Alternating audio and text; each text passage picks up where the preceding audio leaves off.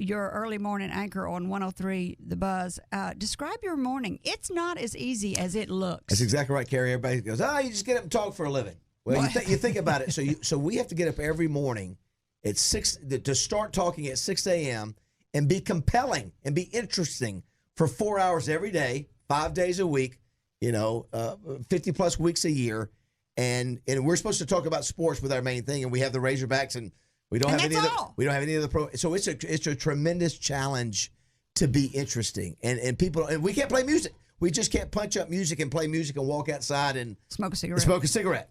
So it's people don't realize, and some days are better than others. We'll admit it. Some days. Okay, this is going to make you mad. That won't make me mad. Your show reminds me of a male version of The View on TV. Oh, there's no question. You know what I tell people we are? We're a barbershop show. Oh, yeah. You go into a barbershop, and that's what you get. We'll talk about sports. We'll talk about relationships. We'll talk about a little bit of politics, not much. No, not much. Pop culture, music, whatever. That's what we do. We're bigger than sports. We're more than sports.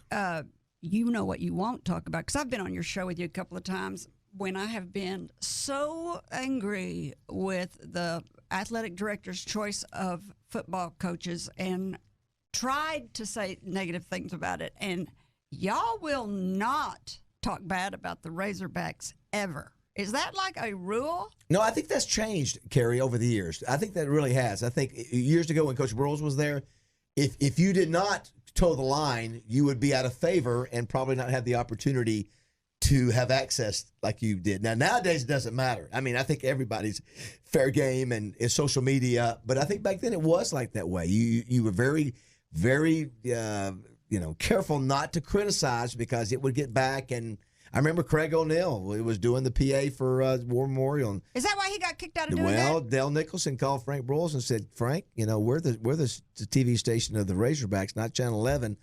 Don't like what I'm saying. So Frank calls Craig, I'm sorry, but we got to let you go, and so that was it. So but it's changed. Politics. Yeah, there's politics. So you talked about this a little bit about how hard it is. And when the show is over, do you overthink what you should have said or you didn't say? And how do you mentally handle gaffes when you make them? Yeah, I think sometimes gaffes are fun. We like to call ourselves the stupidest show because we're stupid. You call it the no name show. Yeah, the no show with no name. Kerry, you know what? For us, be honest with you. I want somebody to be screaming at the radio, "You idiot! It's not that. It's not Wizard of Oz." I want them to be that engaged to go. If we've said something wrong, that's what you want. You want that kind of that visceral reaction. So it's okay if we get it wrong. We like it when we get it wrong. You told a gaffe today because I listened today. What did I say wrong today? No, not you. What?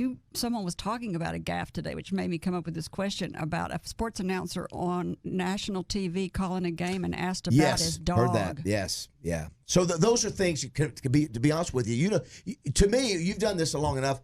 The best things are the things you don't expect and that turn out to be the most shocker. Those are the things like you look back and laugh at, oh my gosh, did I really say that? Did that really happen? We had a call one time where a guy was waiting on hold for an hour. We went to him. And we've got a clip of it. That's the funniest thing ever. So, yeah, I think people like real radio. I think they like it. I need to tell our listeners what the gaffe was that guy said today. Yeah, the guy, it was Peter Burns of the SEC Network. It was talking about Tom, I think it was Tom Hart, I think his name is. And Tom, listen, tell us about your dog, man. You got the greatest dog ever. And the guy goes, well, Peter, we had to put down the dog 2 weeks ago, so he's not around anymore. So Dead silence. Yeah, and I know Peter Burns, and that's what's embarrassing thing. But hey, listen, it is what it is. Okay, here, the game of football has changed a lot. On your morning show with Tommy Smith and Acree and Roger Scott, you talk a lot about all the rules and listen to some of the changes that I've noticed. Is because I watch football because my husband watches football. He watches any sport on TV all the time. So I've noticed these things. I'm sure there's more. Kicker's ability to kick 50-yard field goals used to be you had to get to the 30-yard line. Ability to drop out of college and go into the pros early. You used to couldn't do that, which The games stop all the time for video reviews. Hurry up offenses. I used to always say to my husband, why do they wait to the end of the game to do that? Why do they always do that? Yes, so they started doing that. Yes. The passing game over the running game, another thing. I always thought, why don't they pass more? But everybody's talking about defense and running games. And Targeting penalties used to be highlights. Now you get in trouble. That's right. Thank goodness. As a mother, I'm happy about that. Importance of special teams. Yeah. And the monies earned by the coaches. Those were the 8 I came up with Those today. are all good ones. Yeah, it's big business. Do you think the game is better or worse for some of these changes? You want to talk about any of those? Yeah, I think some of it's worse. The money is disgusting. I mean, did you hear, Gus Malzahn gets fired at Auburn, Tom Herman gets fired at Texas. They're paid $24 million to leave. Mm-hmm. It's a horrible business model.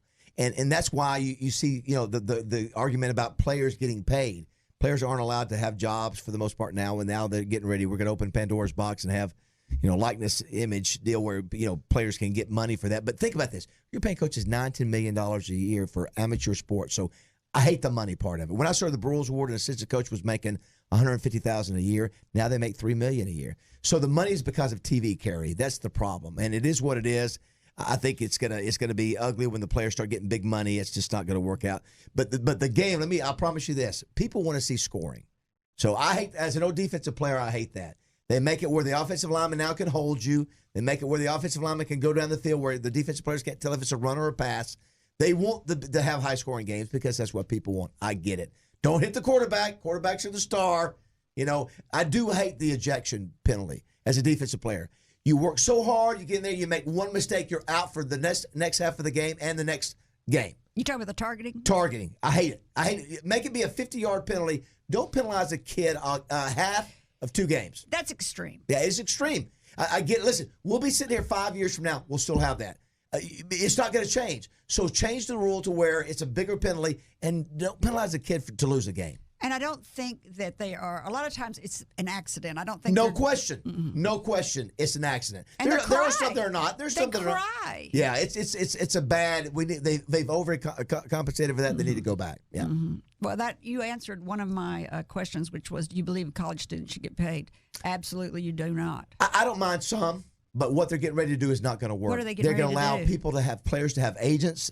So what's going to happen? So I'm David Bazzel, the agent. I'm going to get this new player out of Central High School, and I'm going to say, Gray, listen, if you let me represent you, I'm going to have you making appearances at Sports Clips, Fletcher Dodge Chrysler Jeep. Now you got to be there after class. Now you got to drive an hour, and you're gonna listen. I'm going to make you $10,000 this month. You're going to be driving around in a $80,000 car while that farm family sits up there and pays $100 per ticket. That's right, to get up there to watch you. It's going to be a disaster. It's coming. Like 19. You can't give a 19-year-old. No, it's going to be a disaster. Have the energy to even play the game if you do all that. Listen, that's exactly. They can barely go to class and go to practice. Yeah. Now we're going to have agents where you're making appearances. They've overcompensated for this, and it is. I'm telling you, it could ruin the game. It really could. We'll see. I want to say to our listeners, thank you for joining us today. We hope you've heard or learned something that's been inspiring or enlightening, and that whatever it is, will help you up your business, your independence, or your life. I'm Kerry McCoy, and I'll see you next time on Up in Your Business. Until then, be brave and keep it up. If you liked this video, subscribe to our YouTube channel by clicking on the picture of Kerry's face in the center of the screen. To watch the full-length interview, click the video in the top right. For more interview highlights, click the video in the bottom right. Thank you for watching.